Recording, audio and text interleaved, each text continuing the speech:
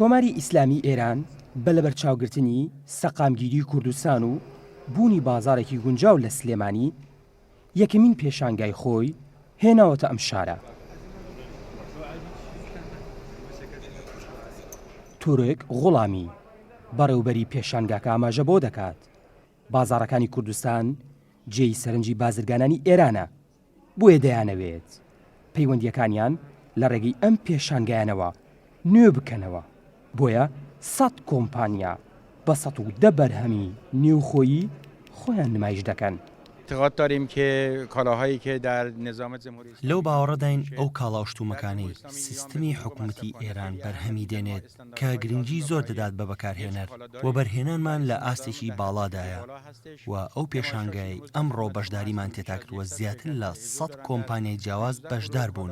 هیوادارین بتوانین بەهۆی ئەمانەوە پەیوەندی ئابوورەکانمان زیاتر بکرێت. روابط خوبی که داریم این روابط روز به روز بیشتر بشه. هاتوین بۆ بەشداریکردن وڵاتیان عزیزمان لە شاری سلێمانیەوە سانگهای مهندسی هستش.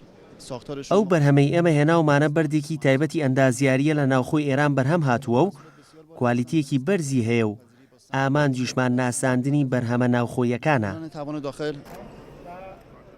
ئیرەج مەسجدی باڵیۆزی کۆماری ئیسلامی ئێران لە عێراق دەڵێت کورد و ئێرانیەکان پەیوەندیەکانیان لەو پەڕی باشیە و هەمیشەیش هەوڵی پاراستنی ئەم پەیوەندیانە دەدەین. که اشاره کردن قریب 6 تا 6.5 میلیارد وەک ئەوەی ڕاگەیەنرا پەیوەندی بازرگانی لە نێوان هەرێمی کوردستان و کۆماری ئیسلامی ئێران پێشکەوتنی بە خۆی و بینیوە و 6 بۆ 6 ملیار و نیو دۆلارە کە ئەمەش دەگەڕێتەوە بۆ ئەوەی هەرێمی کوردستان ناوەندێکی گرینگە لامان کاتیشدا وەکو ناوەندێکی ترانزیەتی وایە بۆ گواستنەوەی کاڵا و کەلوپەل بۆ باشووری ناوەڕاستی عێراق.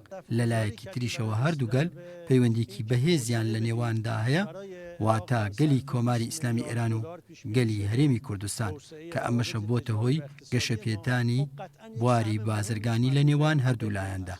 شاری تارانەوە هاتینە کۆمپانی ئاریاشیمی تارانی کە تولید کنندەی چەسب و ڕەنگی مەساڵحی ساختمانیە لە بناکانە ئیسفادەکەین. کاریمان واقعاً ئەوەیە کە بتوانین لە ئەقلیمی کوردستان مەخسوسەن لە شارە جوانەکەمان سڵەیمانیە بتوانین هەداقەڵ قەدەمێ هەڵبگرین. سلام، ما از کاشان اومدیم. لە کاشانەوە هاتوونەتە سلێمانی بۆ ڕاکێشانی سەرنجی کڕیاران و دەمانەوێت بەرهەمی ناوخۆی وڵاتی ئێران بناسێنین. بەرهەمەکەمان نەخشی تایبەتە بە فەرشی کاشان. 9 ملیار دلار قەبارەی ئاڵوگۆڕی بازرگانی ئێران و عێراقا کە تێیدا نزیکەی 6 ملیار دلار بەرباشووری کوردستان دەکەوێ و لە ئاڵوگۆڕی بازرگانی لەگەڵەوەی کۆماری ئیسلامی ئێران و کوردستان هەوڵ دەدەن ئەم قەبارەی ئاڵوگۆڕە بۆ چەند هێندە بەرز بکەنەوە و هەردوو بازاڕیش پێویستیان بە یەکدیە.